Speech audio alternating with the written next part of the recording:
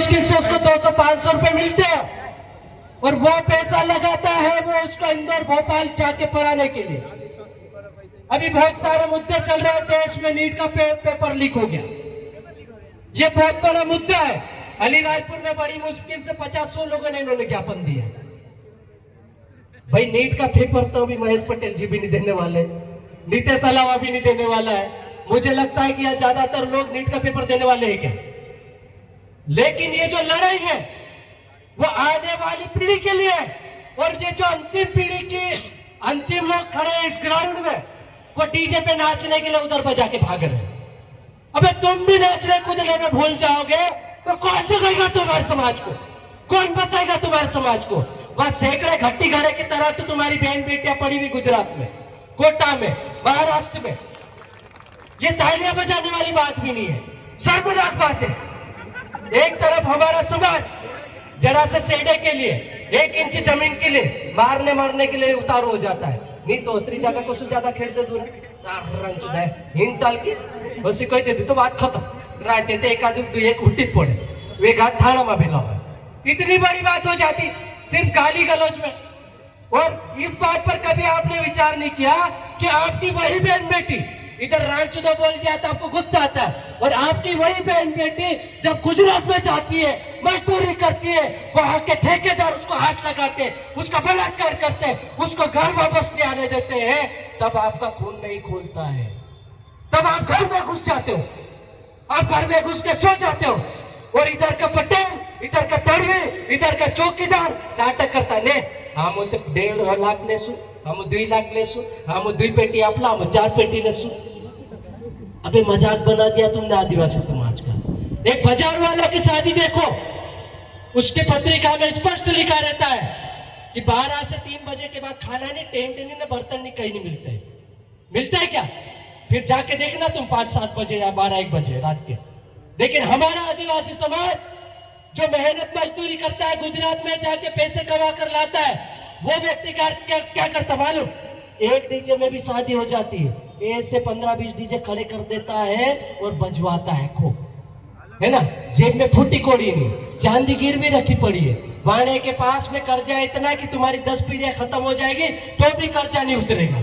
लेकिन ने मार मोटला पुरिया नहीं आओ, नानली पूरे नहीं आओ, एक पूरी भोनली पूरे, फलानी पूरे, मारू सालूस, मारी बोहनीस, कई बोल रही, फलानी कर रही, ढिमका कर रही। साला दिखाने के चक्कर में आदिवासी बर्बाद हो गया। और यही सबसे बड़ी कमजोरी आदिवासी समाज की। ये आज इतना बड़ा अच्छा मंच सजा है, मंच किसी का भी हो, लेकिन सबसे पहले हम आदिवासी हैं। और मैं धन्यवाद करना चाहूंगा महेश जी पटेल का और पूरी आयोजन कमेटी का कि उन्होंने ये मंच सजाया और तैयार किया कि आदिवासी समाज के लोग एक दिन इकट्ठा होंगे, हम समाज की बात करेंगे। या मैं देख रहा हूं कोई भी पार्टी का झंडा नहीं लगा, कोई भी पार्टी का प्रचार नहीं हो रहा, या सिर्फ आदिवासी समाज की बात हो रही है। और आदिवासी समाज की बात हो रही है इसीलिए हम इस मंच पे खड़े हैं। और जहां समाज की बात होगी वहां बिल्कुल हम इनके साथ खड़े रहेंगे।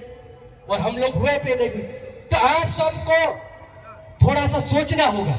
हम लोग इतनी सारी संख्या में इकट्ठे हुए, आप सबके मन में एक सवाल पैदा होना चाहिए, क्या सच में हमारे समाज की समस्या नहीं है? क्या सच में हमारी बहन बेटियां परेशान नहीं है? क्या सच में हमारे क्षेत्र में स्कूलों की समस्या नहीं है? क्या सच में हमारे यहाँ हॉस्पिटल खराब है? क्या सच में हमारे यहाँ जिम्मेदारी लोग नहीं निभा रहे? ऐसे सवाल करने पड़ेंगे। और ये जो पीढ़ी खड़ी है, आज आपने देखा होगा जंतर मंतर पे चांदरी कटिंग वाला पूरा आंदोलन करना, और अपने यहाँ की जनरेशन जो जैन जी बोलते हैं वो इधर सुट्टा मार रही है, उधर जाके 2-4 एक सिगरेट पी रहे होंगे, न उधर पौवा फाफड़े फंसा रहे होंगे। ये हमारे समाज है, आदिवासी समाज। और दिल्ली के 10-12 साल के लड़के वो आंदोलन के लिए कर रहे मालूम कि हम लोगों को अच्छी शिक्षा मिले, हमको अच्छा स्वास्थ्य मिले, हमारे लिए रोजगार हो, हम लोग भूखे नहीं मरे, हमारी आने वाली पीढ़ी स्वाभिमान सम्मान अच्छी शिक्षित होकर आगे बढ़े। और यही स्वाभिमान सम्मान के लिए हम लोग यहाँ पर सब लोग एकत्रित हुए। क्योंकि समय कम है, हमको आगे भी दूसरी रैली के साथ में कार्यक्रम में भी जाना है, तो मैं आपको जाते जाते अंतिम 2 लाइनें और पूछना चाहूंगा। सब लोग खड़े हो, आप सब बताओ, मैं वहां सोंडा में भी पूछ के आया हूँ, सुबह 5 बजे आपको कौन जगाता है? सुबह 5 बजे आप गांव में रहते हैं तो कौन जगाता है? कौन? कुकड़ू कौन जगाता है? मुर्गा जगाता है ना सुबह 5 बजे। तो सुबह 5 बजे जो मुर्गा हमको जगाता है, जैसे ही वो चिल्ला देता है कुकड़ू को करके तो डालाना नालाना सब उठीन आकड़ो मोतड़ो कर लो घेलनो है खेते में जाना है चा जाना है सब जात रहे तैयारी कर ले काम कर ले तैयारी कर ले। उसके बाद में उसी मुर्गे को शाम को 5 बजे हम लोग कट कर देते हैं, खा जाते हैं ना काट के। तो ये हमारा आदिवासी समाज ही नहीं, सब जगह ऐसा ही है। जो समाज जो व्यक्ति समाज की बात करेगा, जो जगाने की बात करेगा, जो समाज को आगे ले जाने की बात करेगा, उसकी बलि दी जाती है। इसीलिए हम लोग सस्पेंड होके बार बार बैठते हैं। तो ये बलि लेता है समाज, और समाज के जन जागरण में ये चीजें होती है। तो मैं आखिरी बात में बस यही बात बोल रहा था, और जाते जाते इस क्षेत्र में चूंकि कैलाश भाई दिख गया इसलिए मैं बोल रहा हूँ कि जितने भी यहाँ पे बहुत सारे सरपंच पटेल बैठे हैं, ये इन्होंने मिशन D3 में बहुत अच्छा काम किया है, बहुत अच्छा काम किया है। एक एक शादी में लाखों रुपए बचा के आदिवासी बहन बेटियों को कर्जे से बचाया है, गुजरात में जाने से बचाया है, उनके परिवार को बर्बाद होने से बचाया है।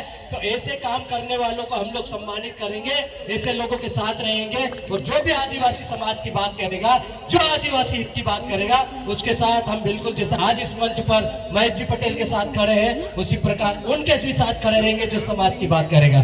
तो बहुत बहुत धन्यवाद, आपने मुझे समय दिया, सुना, उसके लिए जोहार। इनकलाब जय आदिवासी जिंदाबाद। अभी डीजे मत बजाना।